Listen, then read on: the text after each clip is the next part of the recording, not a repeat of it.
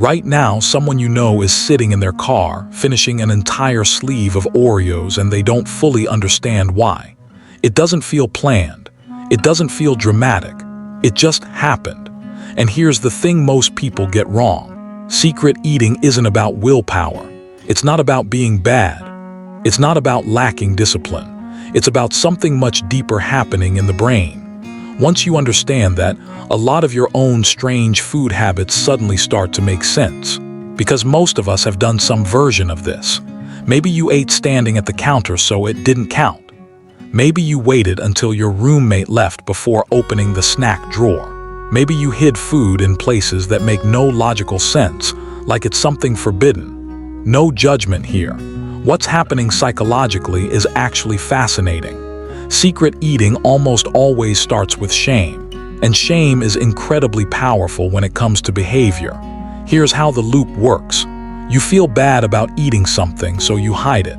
But hiding it makes you feel worse, because now it's not just about food, it's about secrecy. Now you're not only doing something wrong, you're also being deceptive. That creates more shame, which makes you want to hide more.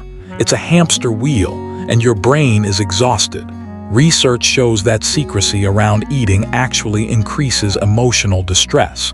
You're no longer just dealing with the act of eating. You're dealing with the cover-up, the mental load, the constant self-monitoring. But here's where it gets interesting. Secret eating isn't random. Your brain is following a very specific pattern, and once you see it, you can't unsee it. Often, secret eating starts as rebellion. Yes, rebellion. Maybe you grew up in a home where food was controlled. Finish your plate.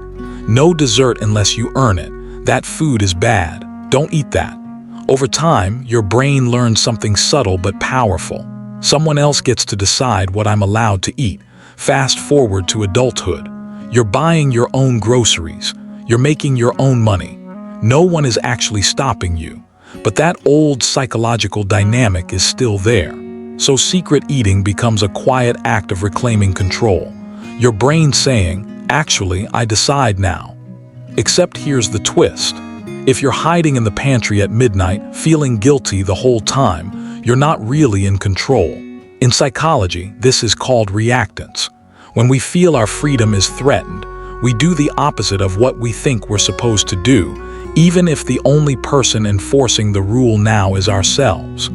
Wild, right? And this is where brain chemistry enters the picture, because this is where secret eating really sinks its hooks in. When you eat, especially foods that are sweet, fatty, or salty, your brain releases dopamine. That feel-good chemical everyone talks about, that's dopamine. That feel-good chemical everyone talks about, that's dopamine. But here's the part most people miss. Secrecy doesn't just sit next to dopamine. It amplifies it. The sneaking around, the relief of finally being alone, the quiet thrill of not being seen. Your brain isn't only responding to the food, it's responding to the entire experience. And that's why secret eating can become genuinely addictive, not in a dramatic way, but in a neurological one. This isn't weakness. It's your brain doing exactly what it evolved to do, repeat whatever feels rewarding. And here's the cruel part. The guilt afterward doesn't undo the dopamine. It doesn't cancel anything out. It just leaves you feeling bad enough to want relief again later.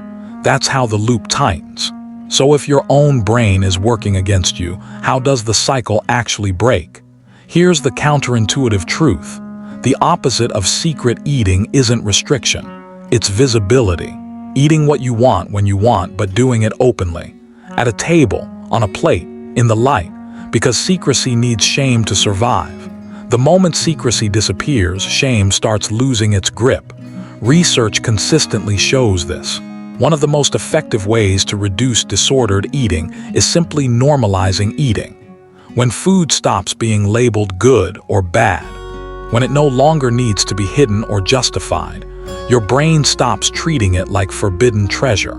This doesn't change overnight. Your brain may have years of wiring telling it certain foods are only safe in secret. But every time you choose visibility, every time you eat the cookie at the table instead of in your car, you weaken that wiring. You're teaching your brain a new pattern. And visibility isn't just about where you eat, it's also about why. Are you hungry or bored, stressed, lonely, avoiding something else? When you ask those questions without judgment, just quiet curiosity, patterns start to surface. Often, food has been filling roles it was never meant to fill. And that awareness, not control, is where real change begins. Here's the part most people overlook. Self-compassion isn't optional. It's essential. People who eat in secret are often their own harshest critics. And that inner voice, the one calling you weak or broken, is fuel for the shame cycle. Studies show that people who practice self-compassion around eating are far less likely to binge or hide.